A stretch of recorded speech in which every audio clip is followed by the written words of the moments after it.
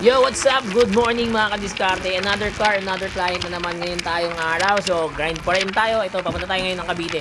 So, meron tayong tatlong kliyenteng nag-aanday dun sa Cavite. Bali, pupuntahan natin dun is yung Indang Cavite, 13, saka Carmona.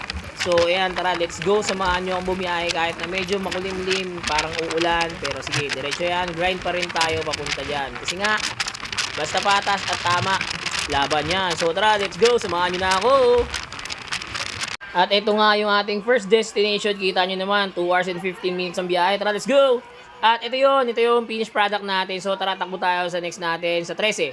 At ito yung ating takbuhin na naman. 1 oras na naman. Talaga napakalupit na biyahe niyan. At ito yung ating second. Tara, tirahin natin agad. Tapos takbo tayo dun sa third sa Carmona. Ito, nag-aantay tayo dito kasi wala pa si client. So, antayin na lang natin para di sayang yung biyahe natin. And then, ito na yung kinalabasan. Tapos na tayo. Pang third line natin yun. Siyempre, ito na, gabi na. Uwian na.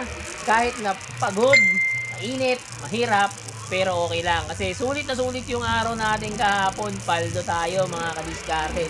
Kaya ikaw, kung hindi ka pa satisfied sa steering mo, upgrade na natin yan.